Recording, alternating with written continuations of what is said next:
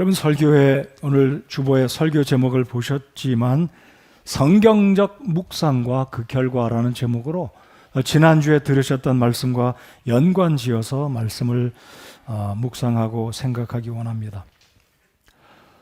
여러분, 우리 모두가 공감하고 있는 것이 무엇입니까? 새로운 어떤 현상들이 일어나게 되면 어떤 사람들은 기쁨으로, 기대감으로 그 새로운 일들을 기대하고 설레임으로 맞이하기도 하지만, 때로는 이 새로운 것들은 우리에게 익숙치 않아서 때로는 두려움도 있고 때로는 긴장감을 가져다 주기도 합니다. 예를 들면 우리 모두가 예측하고 있었기는 했지만 AI 시대가 도래한 것에 대해서 어떤 분들은 기대감이 되고 참 편하겠다. 로봇들이 우리 사람들을 대신해서 일을 도와주고 있기 때문에 기대감도 되지만, 저는 개인적으로 그것에 관한 상당한 부작용도 뒤따를 것이다라고 생각을 합니다. 예를 들면 공장의 생산 라인은 로봇이 사람을 대신해서 안전하게 효율적으로 일을 하고 있으니 얼마나 생산성도 높고 안전하고 좋은지 모르겠습니다. 병원에서는 로봇가 사람을 대신해서 수술 또는 시술을 하는데, 통계 자료에 의하면 사람 의사가 하는 것보다 로봇 의사가 시술을 하거나 수술을 하는 것이 실수도 적고 의료사고도 적고 훨씬 더 효과적이라는 통계 자료가 있습니다.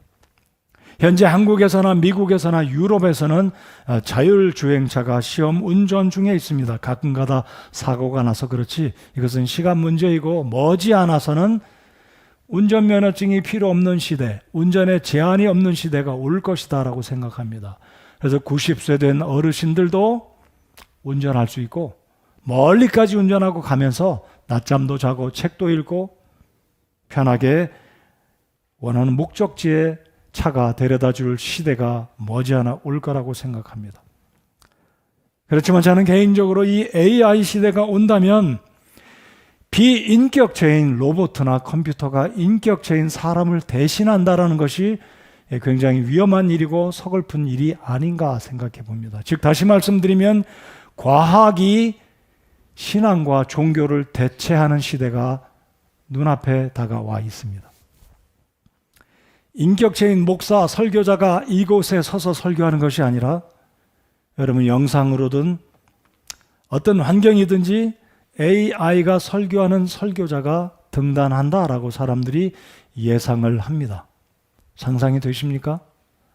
인격체가 아닌 로봇가 수많은 설교, 최고의 설교들을 편집해서 자료를 모아서 쪽집게 집듯이 설교를 한다면 우리의 지성에 수긍이 가는 이야기, 그런 설교는 할지 모르겠지만 우리 영혼이 감동을 받고 그 로봇가 설교하는데 우리가 반응하고 회개하고 결단을 할 수가 있을 것인지.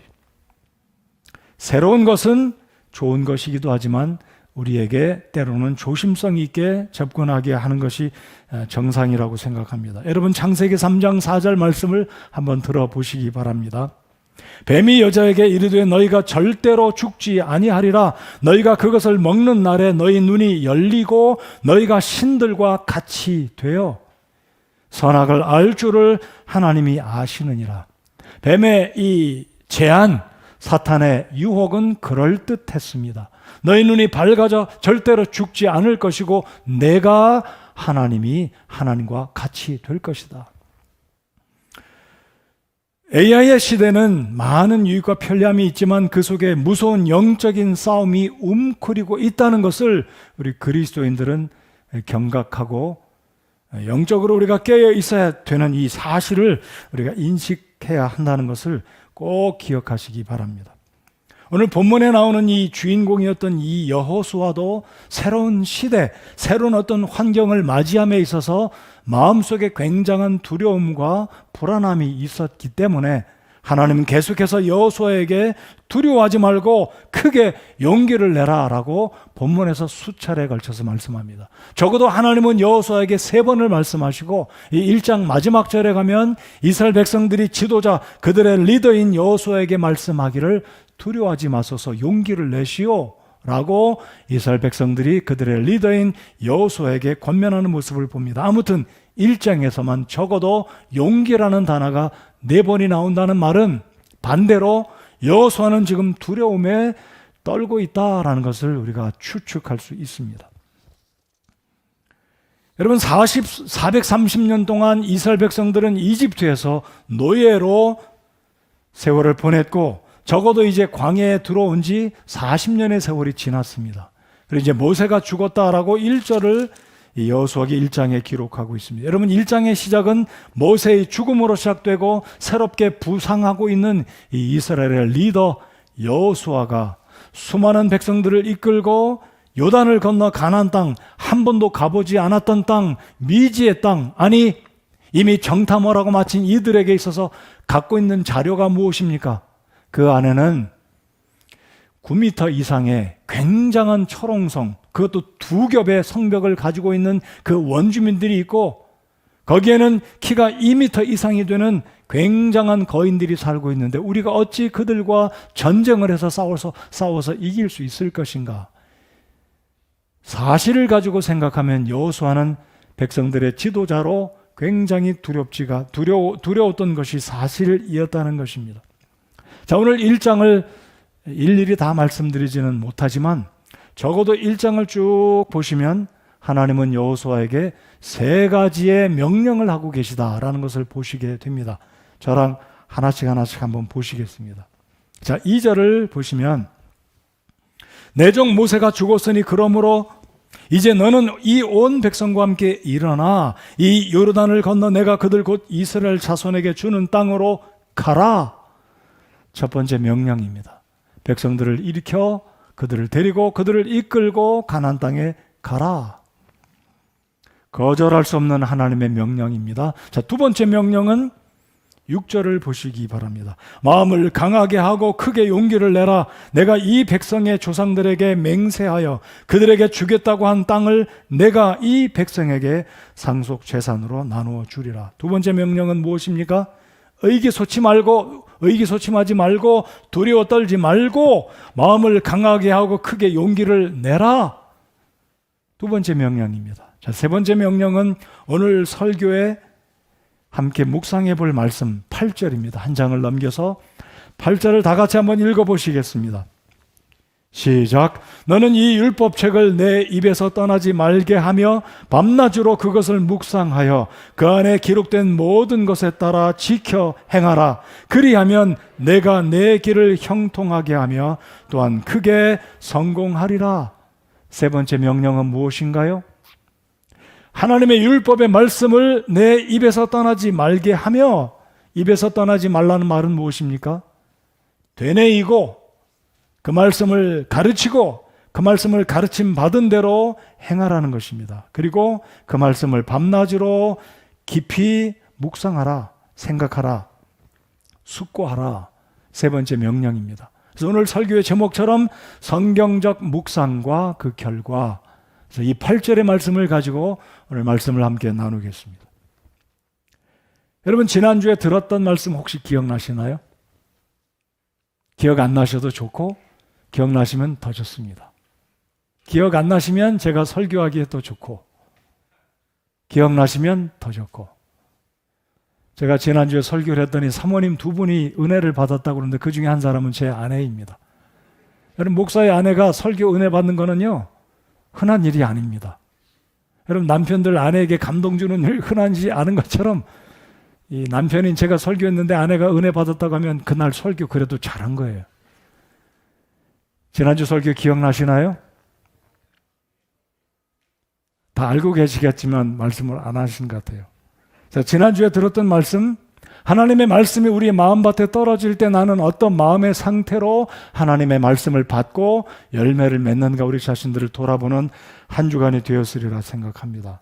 자, 그렇다면 이 하나님의 말씀이 내 마음속에 떨어질 때 우리는 그 말씀을 어떻게 할 때 오늘 8절의 말씀처럼 그리하면 내가 내 길을 형통하게 하며 또한 크게 성공하리라. 묵상과 연관돼서 오늘 말씀을 생각해 보고 싶습니다. 묵상, 메디테이션이라고 하죠. 자, 그러면 이 묵상에 대해서 오늘 말씀을 한번 저희들 나눠볼 텐데, 그러면 성경에 언급된 묵상의 경우를 몇 가지만 한번 찾아보겠습니다. 첫 번째로 성경에 제일 먼저 묵상이라는 단어가 언급된 인물은 아브라함의 아들 이삭입니다. 이 이삭이 장가들 때가 되었습니다. 그래서 이 아버지 아브라함은 며느리감을 보니까 가나안 땅에선 찾을 수가 없기 때문에 하란 땅으로, 자신의 일가가 살고 있는 밧단 아람으로 하란 땅으로 자기의 늙은 종 엘리에셀을 보내서 자신의 아들의 신부감을 데려오게 합니다. 근데 창세기를 읽다 보시면 이 이삭이 들에서 묵상하다가 리브가가 오는 것을 만났다라고 성경은 기록합니다. 그것이 바로 성경에 등장하는 최초로 묵상이라는 단어가 언급된 장소, 언급된 인물이 이삭입니다. 자, 묵상. 누구라고요? 이삭. 자, 두 번째 또 다른 인물을 제가 소개해드리면 다윗은 하나님의 말씀을 묵상하였다라고 시편 19편에서 이렇게 말합니다. 아마 이 말씀은 우리가 찬송으로도 불렀습니다. 나의 입술의 모든 말과 나의 마음의 묵상이 어떻게 되기 원한다고요? 우리 하나님께 연락되기를 원한다. 자, 19편을 제가 읽어드리겠습니다. 내 입의 말들과 내 마음의 묵상이 주의 눈앞에 받으실 만한 것이 되기를 원하나이다.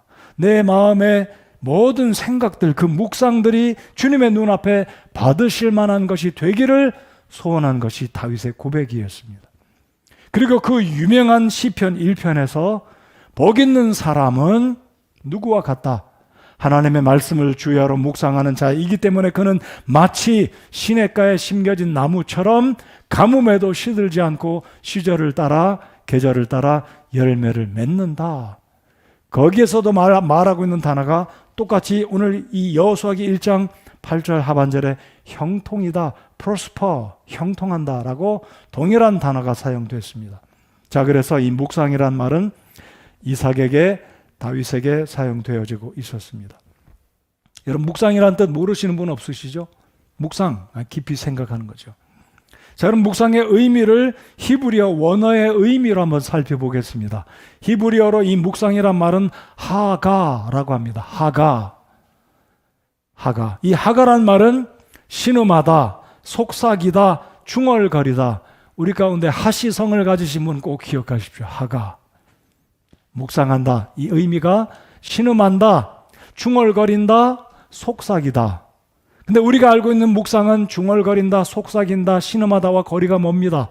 그러니까 이 하가란 말은 다양한 의미가 들어있습니다. 그렇다면 하가란 말은 명상한다, 숙고한다라는 또 다른 의미가 있습니다. 근데 저는 이 앞서 말씀드린 신음한다, 속삭인다 또는 이 속삭이다 이 말이 명상이란 말, 묵상이란 말과 어떻게 연관이 있는지 이렇게 생각해 보았습니다. 사람이 마음속에 깊이 생각하면 자신도 모르는 사이에 그것을 입으로 말하게 되어 있습니다. 그러니까 이 하가란 말은 신음한다, 속삭인다 이 의미가 하나님의 말씀을 깊이 묵상하면 하나님의 말씀이 내 입으로 속삭여지고 신음하듯이 탄식하듯이 하나님의 말씀이 기쁜 때도 슬플 때도 이 말씀이 나온다는 말입니다. 그러니까 하가의 의미를 여러분 쉽게 이해하셨으리라 믿습니다. 자, 오늘 하나님께서 이 여호수아기 1장 8절에 뭐라고 말씀하시냐면 너는 이 율법책을 내 입에서 떠나지 말게 하여, 내 입에서 떠나지 말게 하여 신음하고 속삭이고 말하고 내 묵상이 입술로 나오는 것이 진짜 제대로 된 묵상이다라는 겁니다. 자, 묵상의 뜻은 무엇이라고요? 명상한다, 깊이 생각한다. 이것이 일반적으로 여러분이 알고 계신 묵상입니다. 자, 그러므로 이제 묵상이라는 것을 문장으로 만들어서 설명을 한번 드려보겠습니다. 묵상이란 하나님의 말씀에만 집중하고 다른 모든 관심은 닫아버리는 것이다. 어려운 말 아니죠? 성경적인 묵상이란 하나님의 말씀에만 집중하고 다른 모든 관심은 닫아버리는, 셧다운 하는 겁니다. 여러분, 셧다운이라는 말 많이 들어보셨죠? 미국에서 코로나 때문에 이게 셧다운이라는 말을 많이 씁니다. 내가 하나님의 말씀을 묵상하고 다른 모든 근심, 걱정, 재미있는 것, 세상적인 모든 것들은 다 셧다운하고 하나님 말씀만 집중하는 것이 성경에서 말하고 있는 묵상이다. 오늘 여호수아기 1장 8절에 하나님께서 두려움 가운데 떨고 있는 여호수아에게 너는 이 율법책을 내 입에서 떠나지 말게 하며 밤낮으로 그것을 묵상하여 그 안에 기록된 모든 것에 따라 지켜 행하라. 그리하면 내가 내 길을 형통하게 하며 또한 크게 성공하리라 그랬습니다. 또 다른 문장을 하나 말씀드려 보겠습니다. 묵상이란 말하는 것을 줄이고 듣기에 집중하는 것이 하나님 말씀에 대한 묵상입니다. 그래서 하나님 말씀을 묵상하기 원하신다면 내 입을 닫고 귀를 기울여 하나님께서 내게 어떤 생각을 주시는지 생각하는 겁니다. 오늘 이 시대에 하나님의 음성을 우리가 귀로 듣기는 사실상 극히 어렵습니다. 극히 어렵습니다. 그렇지만 우리의 심령이 내가 하고 싶은 말을 줄이고 기도하지 말라는 이야기가 아닙니다. 때로는 기도를 드린 후에 예수님의 이름으로 기도했습니다. 끝. 이러면 하나님의 음성을 들을 기회가 없습니다. 그것은 제대로 된 묵상이 아니다라고 말합니다. 그래서 때때로 기도한 이후에는 내 입을 닫고 이제는 하나님께 기회를 드리는 겁니다. 무전을 할 때도 오버하면 그 말은 내 말은 끝났으니까 당신이 말하시오. 오버란 말이 그거 아니에요? 내 말은 끝났으니까 내 말의 메시지를 다 이해했으면 나에게 말을 주시오. 그 듣는 게 오버의 의미 아니겠습니까? 그러므로 우리가 기도한 이후에도 하나님의 묵상을 제대로 하려면 가만히 하나님께서 내게 무엇을 말씀하시는지, 이것이 성경이 말하고 있는 성경적인 묵상이다라는 겁니다. 다시 한번 말씀드립니다. 하나님 말씀에만 집중하고 다른 모든 관심사는 닫아버리는 것. 그리고 하나님께 묵상한다는 것은 내 입을 닫고 하나님께서 내게 무슨 생각, 어떤 것을 말씀하시는지 집중하는 것이 성경이 말하고 있는 묵상이다라는 것입니다. 자, 이제 성경을 하나 펴서 하나님이 뭐라고 말씀하시는지 읽어보겠습니다. 시편 46편을 열어주시기 바랍니다. 시편 46편 10절입니다. 여호수아기 1장에 이렇게 책갈피를 끼워 두시고 시편 46편을 열어보시기 바랍니다. 719페이지에 있습니다. 자, 10절을 저희들 다 같이 한 목소리로 읽겠습니다. 시작. 가만히 있으라. 그리하고 내가 하나님인 줄을 알지어다. 내가 이교도들 가운데서 높여지고 땅에서 높여지리로다. 자, 10절의 서두는 가만히 있으라. Be still and know that I am God. Be still. 가만히 있어라. 자, 그러니까 성경이 말하는 이 묵상이란 가만히 있는 겁니다. 조용히 하나님께서 내게 무슨 말씀을 주실지, 하나님 저는 이제 오버, 제가 하고 싶은 이야기 다 했습니다. 제가 듣겠습니다. 가만히 있으라. 그리고 내가 하나님인 줄을 알지어다. 우린 때때로 너무 과도히 염려하기 때문에 하나님의 능력을 인식하지 못한다는 것은 하나님이 내 곁에, 하나님이 내 아버지 되심을 망각하고 인정하지 않는 것과 다르지 않을 수도 있다는 것입니다. 그래서 시편 기자는 말씀합니다. 가만히 있어라. 그리고 내가 한 가지 더 추가하면 너의 괄호 닫고 하나님인 줄 알지어다. 잠잠히 있어라. 가만히 있어라. 내가 하나님인 줄을 알지어다. 그래서 성경적인 묵상은 내가 가만히 있고 하나님의 음성을 듣고자 하는 것이 성경적인 묵상이라는 겁니다. 자, 그러면 이번에는 성경적 묵상이 아닌 것을 말씀드려 보겠습니다. 즉 세상의 종교들이 말하는 동양 종교, 소위 말하는 이스턴 메디테이션에 대해서, 요가나 인도에서 말하는 요가나 명상이나 이런 부분에 대해서 성경적인 묵상과 어떤 차이가 있는지 말씀드리겠습니다. 여러분, 세상에서도 묵상이 많이 강조되고 있습니다. 소위 최근에 말하는 멍 때리기 들어보셨죠? 얼마나 우리가 정신적으로 많이 신경을 쓰는지 피곤하니까 최근에 멍 때리기가 유행합니다. 그래서 아무 생각 안 하고 한강변에 가서 앉아가지고 아무 생각 안 하고 그냥 가만히, 소위 말하는 불교의 용어로 무념무상입니다. 그렇다면 그것이 성경적인 묵상입니까? 아닙니다. 성경적인 묵상은 멍 때리기가 묵상이 아닙니다. 마음 비우기, 생각 비우기가 묵상이 아닙니다. 성경이 말하는 묵상은 절대적으로 하나님 말씀과 하나님 말씀을 통해서 하나님 말씀에 의해서 잘 들으십시오. 하나님 말씀과 하나님 말씀에 의해서 하나님 말씀을 통해서가 묵상이 되어져야 합니다. 자, 그래서 불교에서 말하는 무념무상이나 동양 명상, 이스턴 메디테이션은 성경에서 말하는 묵상이 아닙니다. 그래서 혹시 자칫 잘못 아시고 내가 멍 때리게 했으니까 오늘 묵상했지. 오늘 내 마음을 비웠고 그냥 조용한 음악 들으며 뉴 에이지 음악 들으면 참 편한 음악들 있잖아요. 선율이 고운 음악들 듣고 가만히 있으면 묵상했지. 아닙니다. 그냥 묵상이 아니에요. 성경적인 묵상은 반드시 하나님 말씀과 함께 하나님 말씀을 통해서 하나님 말씀에 의해서 되어져야 그것이 하나님이 우리에게 말씀하시는 성경적이고 기독교적인 묵상이라는 것입니다. 근데 문제는 기독교 안에도 최근에 한 10년 안팎이 되었나요? 관상기도라는 게 유행했었습니다. 말이 좀 이상하죠. 관상기도. 관상은 우리 거랑 친밀하지 않은데 관상은 저쪽 사람들 건데 관상기도라는 말이 유행했었습니다.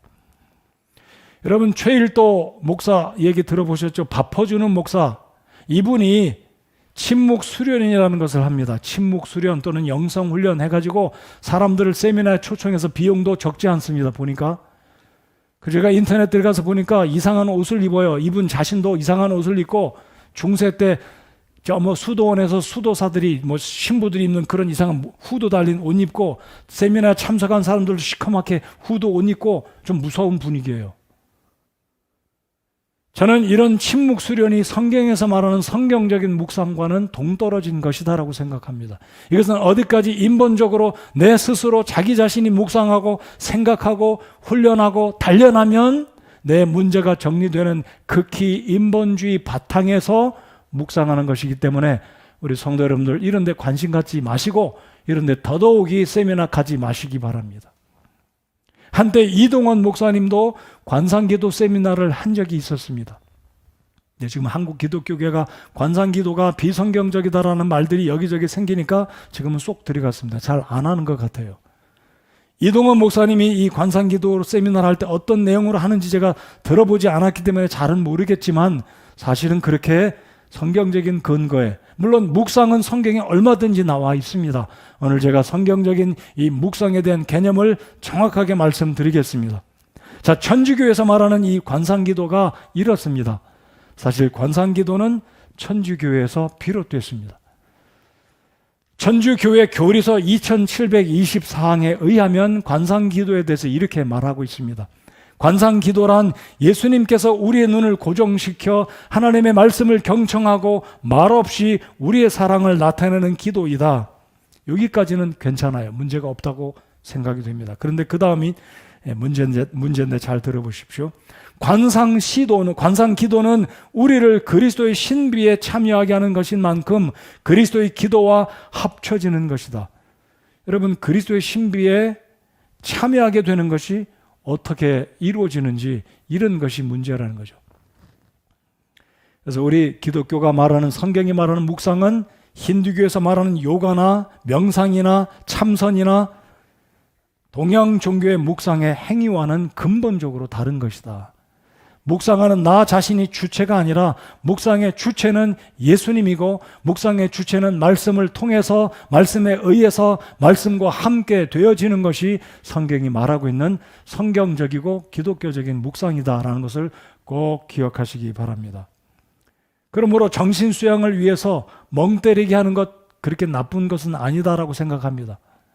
여러분 너무나 피곤하면 그냥 마음을 비우고 조용히 있는 것도 정신 건강에 좋다고 생각이 됩니다. 그렇지만 이왕이면 묵상할 바에는 멍 때리게 하지 마시고 예수님 생각하시고 진리의 말씀을 생각하시는 묵상하시는 여러분들 되시기 바랍니다. 그렇게 해야 됩니다. 그것이 오늘 하나님이 저와 여러분에게 주시는 명령이기 때문에 그렇습니다. 여러분 이 세상 종교나 불교나 힌두교가 말하는 명상이나 묵상, 선불이나 참선, 요가는 결국 이것입니다. 무엇이냐면 내가 곧 신이고 신이 될 수 있다. 이게 세상 종교, 동양 종교가 말하는 묵상과 명상과 참선의 핵심입니다. 즉 이 의미는 뉴 에이지의 운동의 핵심입니다. 모든 사람이 신이 될 수 있고 사람이 곧 신이다라고 말하는 인본주의, 철저한 사탄의 속임수. 창세기 3장 아까 읽어드렸던 그 구절, 죽지 않는다. 내가 이 열매를 먹으면 내가 하나님과 같이 된다. 여전히 사탄은 동일한 방법으로 우리를 유혹시키고 있다는 사실을 기억하시기 바랍니다. 자, 그러면 성경적인 묵상은 어떤 것인지, 자, 구약에서 말하는 묵상의 케이스를 몇 가지 말씀을 드렸습니다. 히브리서 3장을 다 같이 한번 열어보시기 바랍니다. 자, 신약 성경에서는 묵상이 어떤 것이다, 어떻게 돼야 되는지 말씀하고 계십니다. 히브리서 3장 1절.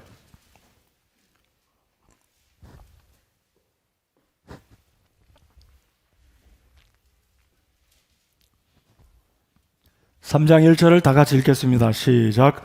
그러므로 거룩한 형제들 곧 하늘의 부르심에 참여한 자들아, 우리의 신앙 고백의 사도시며 대제사장이신 그리스도 예수님을 깊이 생각하라.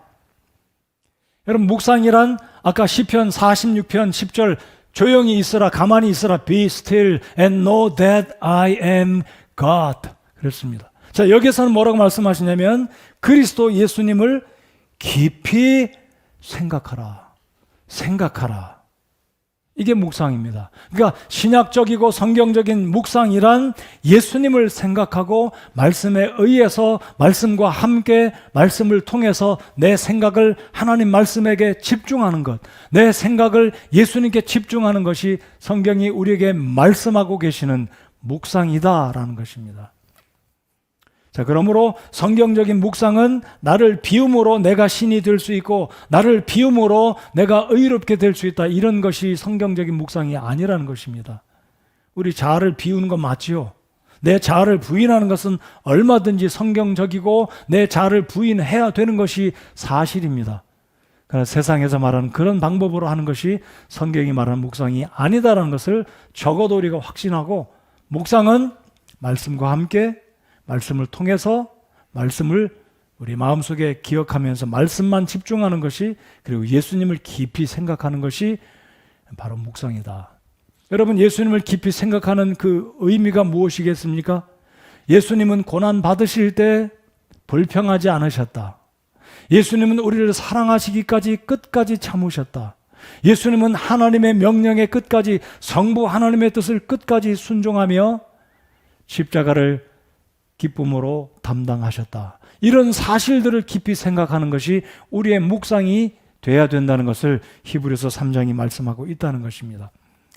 자, 이 여호수아기 1장으로 다시 돌아오시겠습니다.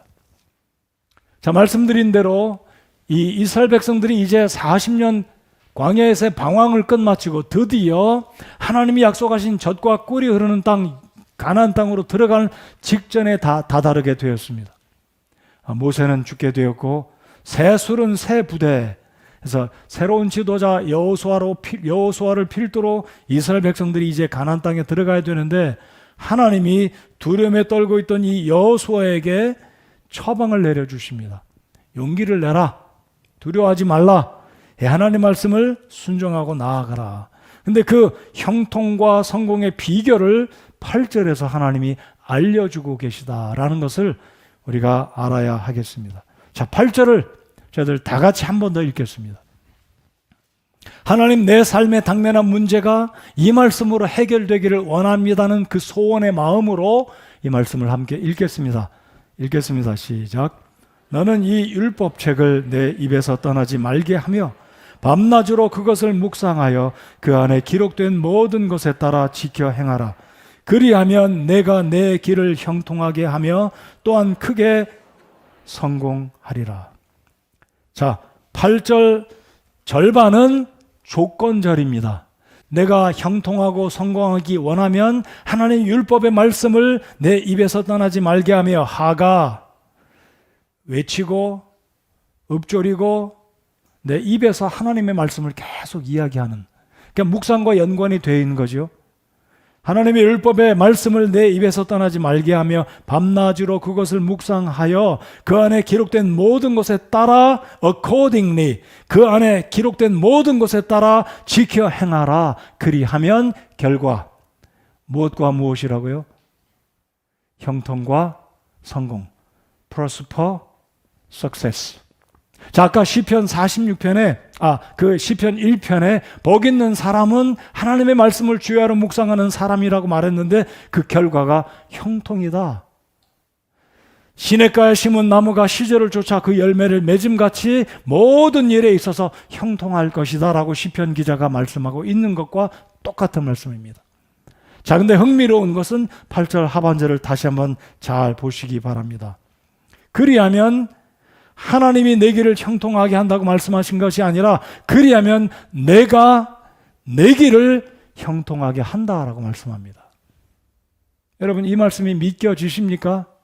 이해가 됩니까? 우리가 하나님 말씀을 읊조리고 말씀을 지켜 순종하고 묵상하고 우리의 삶에 적용하면 내가 나를 형통하게 한다는 것입니다. 이해가 되십니까? 자, 그러니까 여러분 다시 한번 여쭤보겠습니다. 여러분의 직장에서, 일터에서, 가정에서 모든 만사에 형통하기 원하시고 성공하기 원하십니까? 아멘 하는 분들은 하나님의 복이 더 임하리라고 임하기를 바랍니다. 자, 근데 이 말씀을 잘 보십시오. 그리하면 내가 내 길을 형통하게 하며 또한 크게 성공하리라. 오늘 이 시대에 살고 있는 우리 모두는 정말로 형통과 성공에 목마른 사람들입니다. 인기, 칭찬, 사업의 성공, 소득에 더 많은 소득, 공부, 진로, 결혼, 형통하고 성공하면 얼마나 좋겠습니까? 근데 이 원리는 하나님의 말씀을 받고 묵상하고 그 안에 기록된 모든 하나님의 명령에 그 하나님 말씀에 순종하며 행하기만 하면 내가 내 길에 형통하게 하고 성공하게 할 것이다 라고 하나님이 약속하십니다. 물론 우리 배후에서 우리로 하여금 형통하게 하고 성공하게 도와주시는 분이 하나님이신 줄 믿고 우리 하나님께 감사드립니다. 자, 그래서 두려움 가운데 있는 이 여호수아에게 하나님은 6절, 7절, 9절에서 용기를 내라, 용감한 자가 되어 크게 용기를 내라, 계속해서 하나님은 여호수아를 격려하고 계시며 형통과 성공의 비결을 하나님이 제안하시기를 이 율법책을 내 입에서 떠나지 말게 하며 밤낮으로 그것을 묵상하여 그 안에 기록된 모든 것에 따라 지켜 행하라. 그리하면 내가 내 길을 형통하게 하며 또한 크게 성공하리라. 자, 그러면 묵상을 구체적으로 어떻게 할 수 있는지 말씀드려 보겠습니다. 여러분, 묵상하면서 여러분의 삶이 형통하고 성공하기 원하십니까? 그럼 앞으로 하나님 말씀을 이렇게 묵상해 보시기 바랍니다. 자, 묵상의 구체적인 방법. 자, 첫째로 말씀을 읽고 믿어야 됩니다. 여러분, 말씀 읽지 않고 믿지 않으면 어떻게 묵상하겠습니까? 웬만한 구절들은 수도 없이 많이 들어서 머릿속에 있습니다. 근데 새로운 말씀도 필요하지 않습니까? 새로운 하나님의 말씀, 능력의 말씀, 위로의 말씀, 기쁨의 말씀, 소망의 말씀이 수두룩한 이 하나님의 말씀을 파고 열어서 읽고 묵상해야 되는 필요가 우리 모두에게 있다는 것입니다. 그래서 묵상하기 원하신다면, 더 많은 것을 묵상하기 원하신다면, 더 많은 복을 받기 원하신다면 늘 말씀을 읽고 듣고 그리고 그 말씀을 믿어야 됩니다. 믿지 않으면 소용이 없습니다. 자, 지난주에 좋은 밭에 씨를 받은 사람은 어떤 사람이라고 말씀드렸습니까? 그 말씀을 이해하고 순종하면 100배, 60배, 30배의 결과를 얻게 된다고 말씀드렸습니다. 자, 그렇다면 우리가 하나님의 말씀을 제대로 효과적으로 묵상하려면 말씀을 읽고 그 읽은 말씀 또는 들은 말씀을 여러분이 철저하게 100% 믿으셔야 됩니다. 자, 두 번째로 말씀을 흡수하고 적용하라. 흡수한다. absorb.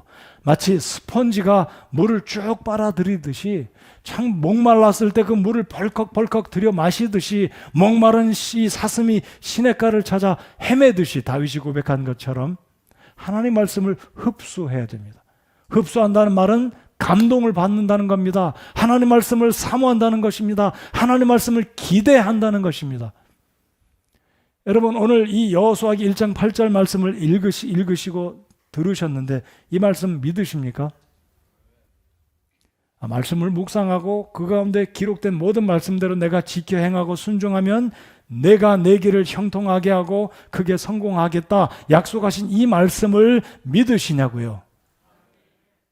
네, 그렇게 믿으셔야 됩니다. 그리고 이 말씀에 벅차서 기대가 된다. 기대가 된다. 이 말씀을 내 것으로 흡수해야 됩니다. 그럼 배고픈 사람들은요, 뭐든지 맛있습니다. 바깥에 가서 일하고 오면 반찬 투정할 겨를이 없습니다. 그냥 맛있습니다. 밥 하나 떨어진 것도 주워 먹습니다. 다 부셔서 먹습니다. 우리의 영이, 우리의 심령이 하나님 말씀을 향해 그렇게 하나님 말씀을 귀한 것으로 흡수하고 있는가? 아니면 내가 영적으로 너무나 게으르고 하나님 말씀을 향해 너무나 잘못된 태도 때문에 설교자가 외쳐도 그냥 비평만 하고 그냥 판단만 하고 있는지, 아니면 그 말씀을 내 것으로 받고 사모하는 마음으로 흡수하고 있는지, 말씀을 흡수하셔야 됩니다. 이것이 묵상으로 가는 지름길이고 묵상의 원리입니다. 다시 말씀드립니다. 말씀을 읽거나 들을 때 100% 믿고 확신하시고 그 말씀을 내 것으로 받는 흡수력 있는, 감동을 받고 기대하는 마음으로 이 말씀을 받고, 그리고 그 말씀을 적용해야 됩니다. 적용. 이 말씀 기대가 되는데 하나님 이 말씀 받으면 이렇게 된다고 그랬죠? 형통한다고 그랬고 말씀하셨고 성공한다고 하시니까 하나님 기대가 됩니다. 제가 그렇게 순종하겠습니다. 내 삶에 나에게 apply, 적용하면 이 말씀이 때가 되면 여러분의 삶에 형통과 성공으로 하나님께서 복 주실 것을 믿습니다.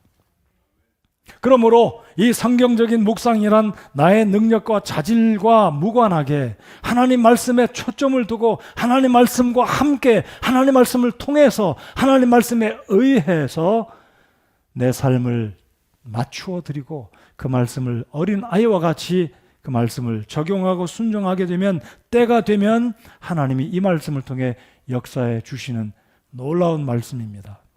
우리 말씀을 하나 더 찾아보겠습니다. 제 설교 원고에는 없어요. 이 말씀을 여러분 꼭 확신하시기 바라서 함께 찾기 원합니다.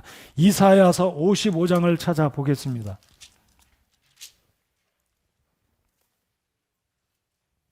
이사야 55장 894페이지를 열어주십시오. 894페이지 이사야 55장 8절부터 11절까지 쭉 함께 읽겠습니다. 이 말씀을 읽으실 때 이 말씀을 믿으시고 이 말씀을 확신하시기 바랍니다. 자, 이사야 55장 8절부터 11절까지 읽겠습니다. 정신 차리시고 이 말씀 내게 주시는 말씀이다 믿고 사모하는 마음으로 absorbing, 흡수하는 마음으로 이 말씀을 읽으시기 바랍니다. 자, 8절부터 11절까지 읽겠습니다. 시작. 내 생각들은 너희 생각들과 같지 아니하며 내 길들은 너희 길들과 같지 아니하니라. 주가 말하노라. 하늘들이 땅보다 높음같이 내 길들은 너희 길들보다 높으며 내 생각들은 너희 생각들보다 높으니라. 비와 눈이 하늘에서 내려와 거기로 되돌아가지 아니하고 땅을 적셔서 땅이 열매를 맺게 하고 땅을 내게 하여 싹을 내게 하여 씨 뿌리는 자에게 씨를 주고 먹는 자에게 빵을 주게 하는 것 같이 내 입에서 나아가는 내 말도 그리하여 그것이 헛되이 내게로 되돌아오지 아니하고 내가 기뻐하는 것을 이루며 내가 그 말을 보내어 이루게 하려는 일에서 형통하리니. 아멘. 하나님의 말씀은 결코 헛되이 되돌아가지 않으심을 믿으십니까? 여러분, 하늘에서 비가 내리고 눈비가 내리면 땅을 적시고 오곡백과에게 수분을 공급하고 열매를 맺게 하는 것처럼 하나님 말씀도 결코 우리 마음속에 떨어졌을 때 여러분 각자가 그 말씀을 믿음으로 받고 흡수하고 적용하면 결코 헛되이 낭비되지 않는 말씀인 줄 믿습니다. 이 말씀의 끝에 말씀, 그 단어가 무엇입니까? 형통하리라. 자, 근데 내가 그 말을 보내어 이루게 하려는 일에서 형통하리니. 우리 하나님은 선하신 하나님이십니다. 우리 하나님은 저와 여러분의 아버지 되심을 믿으십니까? 그렇다면 말씀을 묵상하고 말씀을 듣고 읽고 믿고 흡수하고 적용하고 순종하면 하나님이 반드시 때가 되면 여러분의 삶에 형통과 성공의 복을 주시는 줄 믿으시기 바랍니다. 여러분, 여호수아기를 쭉 읽어보십시오. 여호수아가 무찌른 왕들, 가나안의 부족들이 누구인지 여호수아기가 쭉 기록을 합니다. 읽기에 지루할 정도로 여호수아가 정복한 가나안의 부족의 왕들, 리더들의 이름을 쭉 언급했습니다. 여러분, 여호수아는 두려움 가운데 있었지만 오늘 1장에 하나님의 권면의 말씀을 받고 순종하고 믿음으로 요단강을 건너갑니다. 자, 여호수아기 1장으로 돌아오시면, 자, 여호수아가 이 말씀을 9절까지 받았습니다. 그리고 10절에 보시면 이 여호수아가 백성들에게 명령을 합니다. 자, 준비하라. 우리가 건너가자. 백성들을 이끌고 요단강으로 건너가는 장면이 10절 이하의 말씀입니다. 자, 여호수아기 마지막 장에 가면 여호수아는 가나안 땅을 정복했습니다. 거의 다 정복했습니다. 자, 여호수아가 젊었을 때 어떤 사람이었는지 잠깐 말씀드려 보겠습니다. 여러분, 이 여호수아는 1장에 보면 1장 1절에 보면 이제 주의 종 모세가 죽은 뒤에 주께서 모세의 섬기는 자, 잘 보십시오. 모세의 섬기는 자 눈의 아들 여호수아에게 말씀하여 이르시되, 여호수아는 모세의 종이었습니다. 어시스턴트였죠. 몇 년간 했습니까? 자, 적어도 우리가 알고 있는 것은 모세는 이집트에서 40년, 광야에서 40년, 나머지 40년은 이스라엘 백성들의 리더로 출애굽부터 가나안 땅 목전까지 인도했기 때문에 이 여호수아가 적어도 여호수아 이 모세의 종이 된 것은 40년입니다. 적어도 40년. 근데 이 모세가 여호수아를 훈련시킬 때 하나님 말씀으로 훈련시킵니다. 이 여호수아가 모세를 따라다니면서 이 백성들이 어찌 했는 것을 친히 자신의 눈으로 보았습니다. 하나님 말씀을 순종할 때는 하나님께서 백성들에게 물을 주시고 메추라기를 먹여주시고 만나를 주시는 생생한 경험을 이 여호수아가 자신의 눈으로 하나님의 기적을 친히 보았습니다. 또 무엇을 보았습니까? 하나님 말씀을 불순종했을 때 불뱀이 와서 물어서 독에 퍼져서 죽어가는 사람들을 보았습니다. 고라의 자손들이 모세와 아론의 리더십에 도전하고 불순종했을 때 죽어가는 모습을 보았습니다. 이들이 40년 동안 정탐하고 돌아와서 우리는 가나안 땅에 들어가지 못한다고 불평했을 때 그들이 죽어가는 모습을 여호수아는 자신의 눈으로 수십 년간 지켜본 산 증인이었습니다. 자, 그러니까 하나님께서 이 여호수아기 1장 7절, 8절, 9절까지 말씀, 내 입에서 하나님의 말씀을 떠나지 말게 하며 좌로나 우로나 치우치지 말고 밤낮으로 그것을 묵상하여 그 안에 기록된 대로 다 지켜 행하면 내가 내 길에서 형통하고 성공하게 할 것이라는 이 말씀이 어떻게 느껴왔겠습니까? 자기가 친히 다 보았습니다. 다 경험했습니다. 이 말씀을 받았던 이 여호수아는 마음속에 확신하고 하나님의 말씀에 순종하여 일어나서 백성들을 이끌고 요단강을 건너 가나안 땅을 들어가서 정복을 하게 되었습니다. 그리고 결과는 하나님께서 여호수아와 함께 하시기에 여호수아기 끝부분에 가면 놀라운 결과를 이 여호수아가 경험합니다. 어제 저희 가족이 잠깐 여호수아기 6장부터 5장을 읽었으니까 6, 7, 8, 9, 10, 10장까지 읽었습니다. 근데 6장부터 10장까지 사건이 나오는데 이 여호수아가 하나님께 놀라운 기도를 한 장면이 기록되어 있습니다. 무슨 장면이냐면 역사 이래로 여호수아는 굉장한 믿음을 가진 사람이었다는 것을 어찌하냐면 하나님께 기도하기를, 하나님 전쟁할 때 시간이 부족하니까 저 해를 멈춰주시고 달도 멈춰주십시오. 그 기도를 하나님이 들으시고 해와 달이 멈춘 사건이 여호수아기 앞부분에 기록되어 있습니다.